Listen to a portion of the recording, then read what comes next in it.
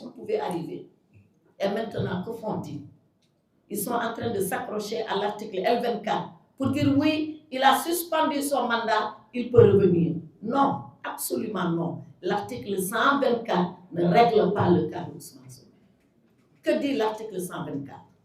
L'article 124 dit, lorsque quelqu'un, je vais le lire littéralement, le député qui est nommé membre du gouvernement ne peut siéger à l'Assemblée nationale pendant la durée de ses fonctions. Vous savez, le droit est très logique et le droit est très performant. Là-bas, on dit quand vous êtes déjà membre du gouvernement et que le député vous rattrape, vous avez l'option de choisir. Ici, c'est quand vous êtes déjà élu député et que le membre du gouvernement vous rattrape. Et à ce moment-là, on dit, vous pouvez partir au gouvernement, mais en suspendant votre mandat de député et au retour du gouvernement, vous le reprenez. C'est deux cas très voisins, mais totalement différents. Totalement différents. Dans l'article 124, c'est la personne qui est élue et qui devient membre du gouvernement. Alors, question.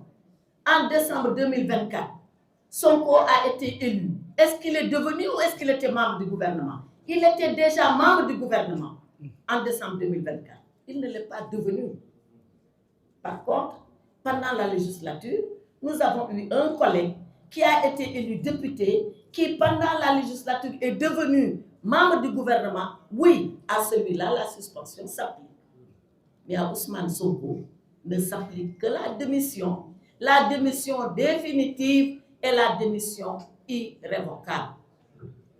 Si maintenant, on laisse passer ce forcing que la majorité veut nous imposer à l'Assemblée nationale, il s'agira tout simplement d'un coup d'État institutionnel. Et c'est pour ça que nous disons, après avoir servi le droit, et je viens de vous le dire, nous devons maintenant être esclaves de notre devoir. Et notre devoir, c'est quoi? C'est de faire de telle sorte que ce coup de force, qui est un coup d'État institutionnel, que nous ne le laissions pas passer. Jamais nous ne pouvons accepter cette situation dans notre République parce qu'elle a ses lois et parce que tout le monde doit être soumis à ces lois, y compris la majorité. Alors, ce devoir que nous avons nous amène à nous poser la question suivante. Que pouvons-nous faire pour éviter qu'une personne qui n'est pas députée ne siège pas, mais pire, pour qu'elle ne devienne pas président de l'Assemblée nationale?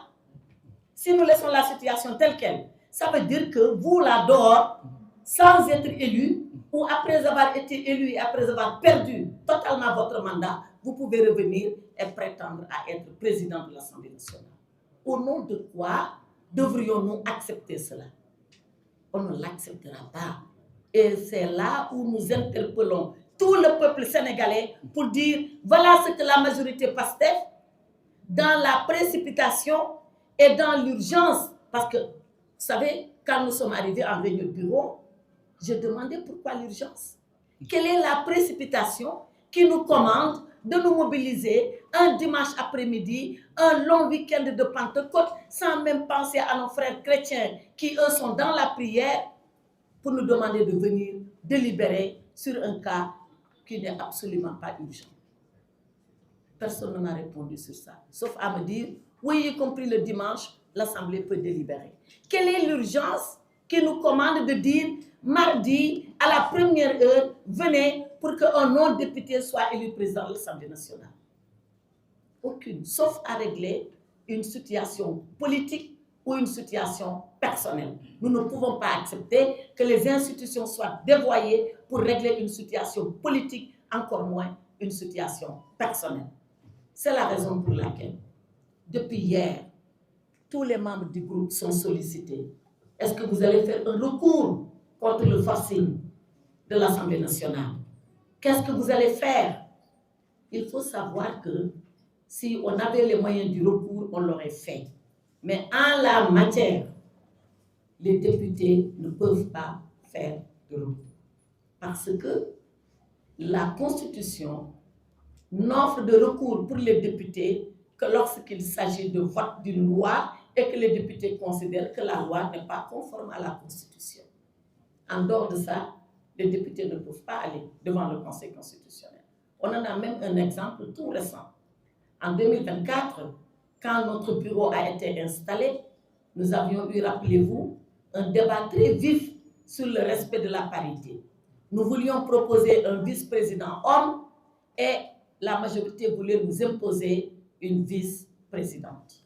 Nous avons été jusqu'au Conseil constitutionnel. Pourquoi? Parce que nous voulions épuiser la matière. Et le Conseil nous a dit qu'en dehors du contentieux des élections, qu'en dehors de la contestation de la légalité d'une loi, que le député ne peut pas intervenir et que le Conseil ne peut pas interférer dans l'élection du bureau de l'Assemblée nationale. C'est une décision du Conseil en date du 18 décembre 2024. Nous pouvons vous donner le document. Donc, nous ne pouvons pas faire de recours. Mais alors, quelle est la solution? Et c'est là où le peuple sénégalais est interpellé. La solution, c'est le président de la République, Bassirou Diomaye Diakhar Faye, qui l'a en main. Et nous lui demandons, de la façon la plus solennelle, de la façon la plus grave, mais de la façon la plus respectueuse, d'assumer cette responsabilité au nom du peuple qu'il a élu et sur la base du serment qu'il a prêté. Parce que c'est quoi ce serment? Ce serment, c'est l'article 37 de la Constitution, où il dit qu'il s'engage à défendre et à protéger les institutions. Or, l'Assemblée nationale est menacée.